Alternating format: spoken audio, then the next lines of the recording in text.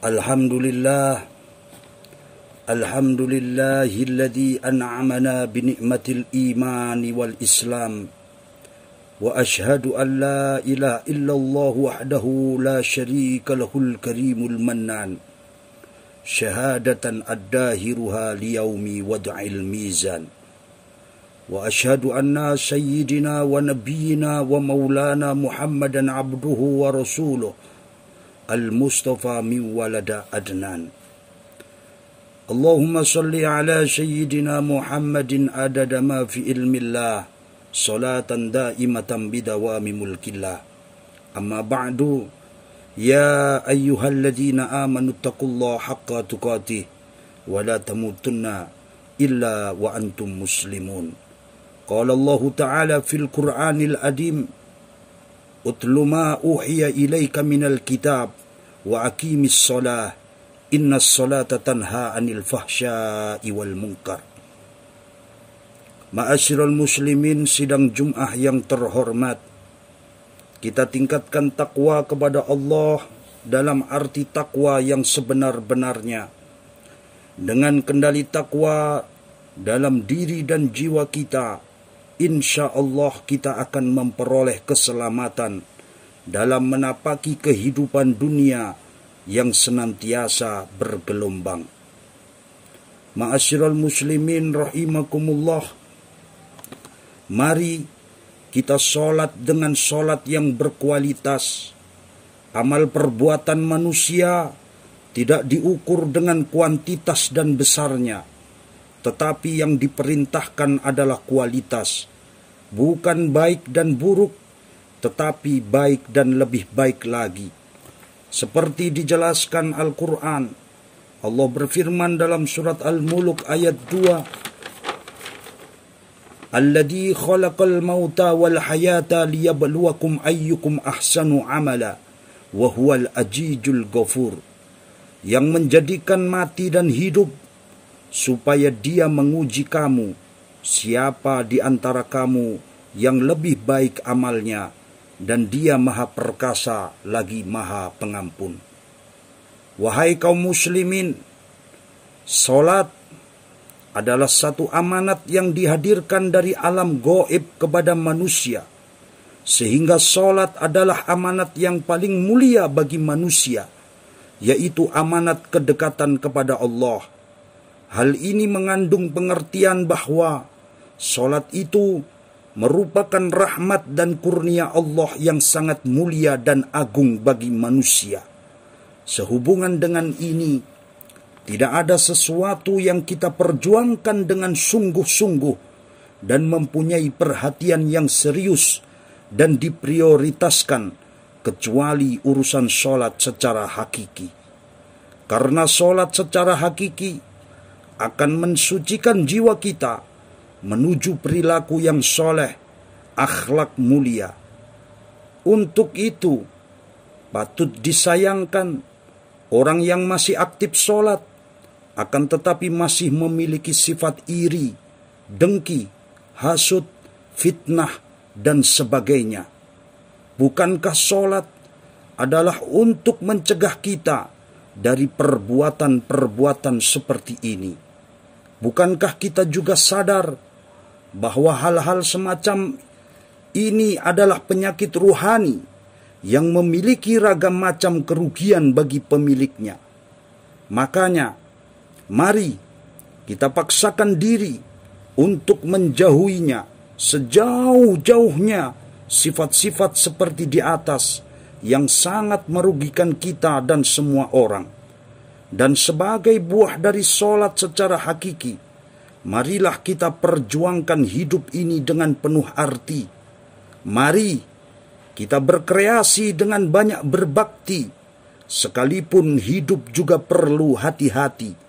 Dengan sholat yang hakiki, mari kita bersihkan hati, dan mari kita aktif mengaji, biar hidup punya arti, dan semoga hal ini dipengerti.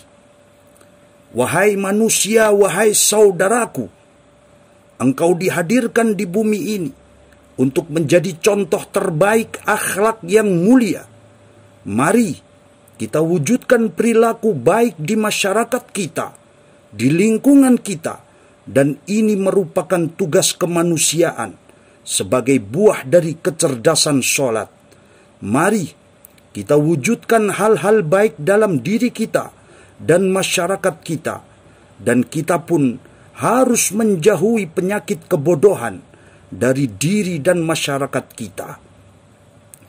Wahai manusia, wahai saudaraku, muliakan dirimu dengan akhlak, sinarilah jalan hidupmu dengan sinar Al-Quran, dan lebih penting lagi, mari kita bumikan Al-Quran, mari kita kuatkan generasi muda kita dengan ilmu dan pengetahuan yang bersumber dari Al-Quran.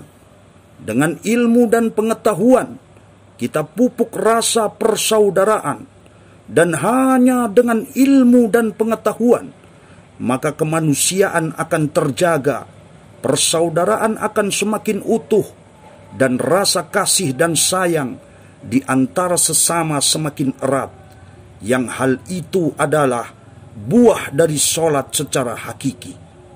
Wahai kaum muslimin, wahai saudaraku, mengapa sholatmu tidak sanggup lagi memperbaiki dirimu? Begitu pula, kenapa ilmu yang engkau miliki sudah tidak bisa lagi membimbingmu? Dan kenapa engkau masih saja hidup dengan keadaan iri, dengki, hasut, fitnah, dan sebagainya? Bukankah hal-hal tersebut ialah sikap yang tidak layak, sehingga engkau pun kehilangan pemikiran-pemikiran sehat? Padahal engkau juga sholat, puasa, dan zakat, bahkan mungkin juga sudah sampai ke tanah suci. Tetapi ibadahmu tidak mampu mencegah dirimu dari hal-hal yang terpuruk ini. Wahai saudaraku, engkau telah memahami bahwa manusia adalah karya terbaik Allah. Lalu kenapa sampai engkau bisa menghinanya? Sungguh sangat tidak pantas engkau melakukan hal jelek itu.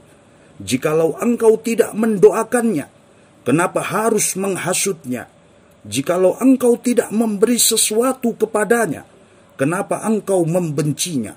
Dan jikalau engkau tidak menasehatinya, kenapa engkau menjelek-jelekkannya? Kenapa perbuatan jelek ini sampai engkau lakukan, padahal engkau juga sholat, bahkan mungkin penceramah?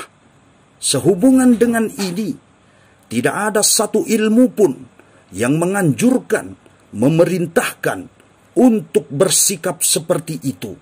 Demikian pula akhlak orang alim terbebas dari hal-hal semacam itu.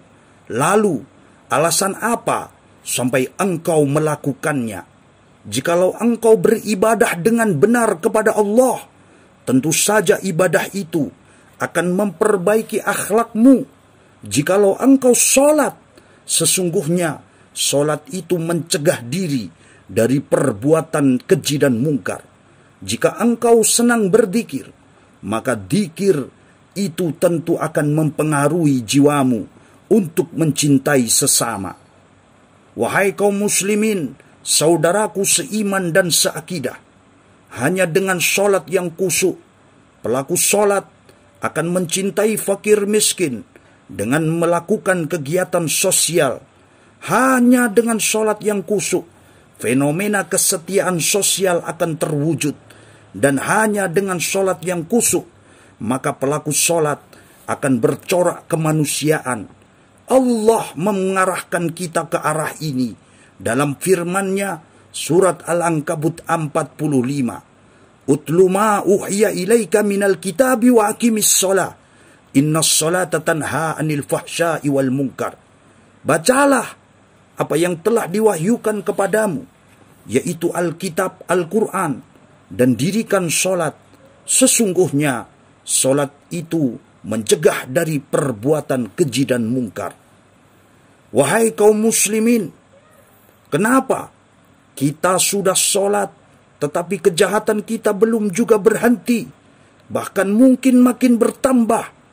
Hal ini dikarenakan mungkin waktu sholat kita tidak sampai pada kondisi kesadaran maksimal, tetapi hanyalah sampai pada kesadaran minimal, bahkan boleh dibilang minus, sehingga lahir dan batin kita berada di bawah pengaruh setan.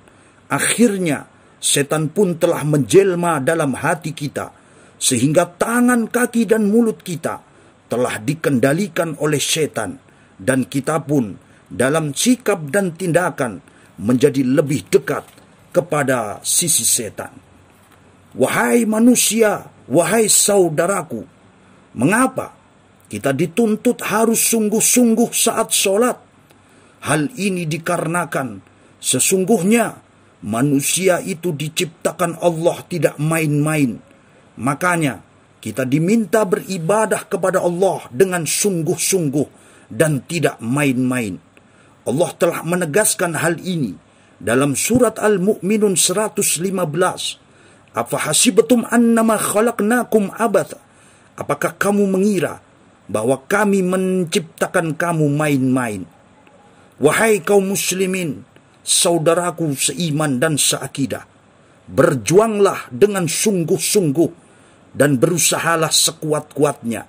Hei manusia, untuk menjadi manusia di dunia lahiriah ini, sehingga engkau akan berbicara kepada masyarakatmu juga sebagai manusia. Wahai saudaraku, kaum muslimin, mudah-mudahan khotbah ini menyentuh perasaan kita, dan mari kita tingkatkan kualitas sholat kita dengan sholat yang khusyuk. Barakallahu li wa lakum fil Qur'anil Azim, wa nafa'ani wa iyyakum bima fihi minal ayati wad dzikril hakim, wa taqabbal minni wa minkum tilawatahu innahu huwas samiul alim, wa qur rabbighfir warham wa anta khairur rahimin. Allahumma salli ala sayyidina Muhammad wa ala ali sayyidina Muhammad.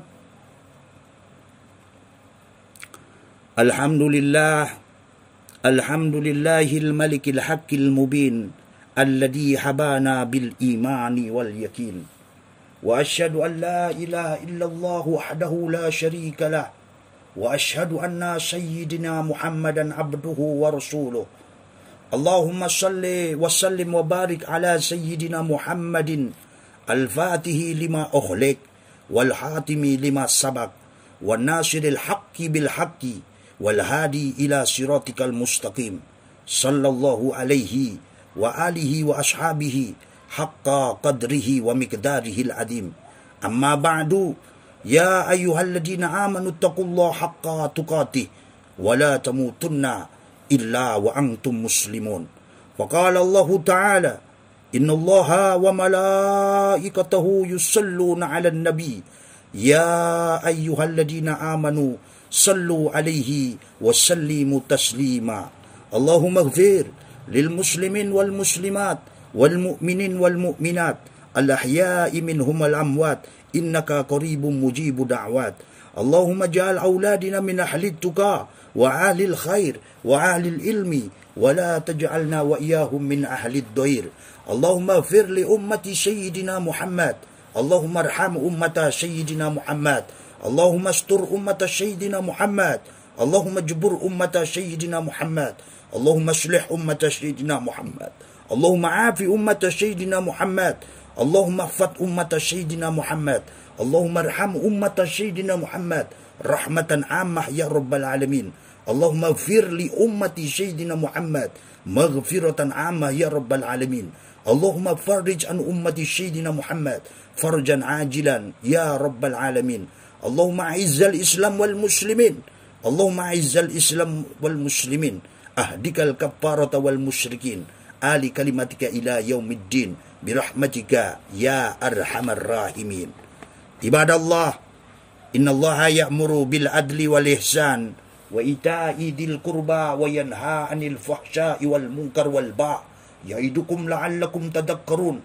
Fadhkurullahal 'azim yadhkurkum washkuruhu ala ni'amihi yazidkum wala dzikrullahi akbar.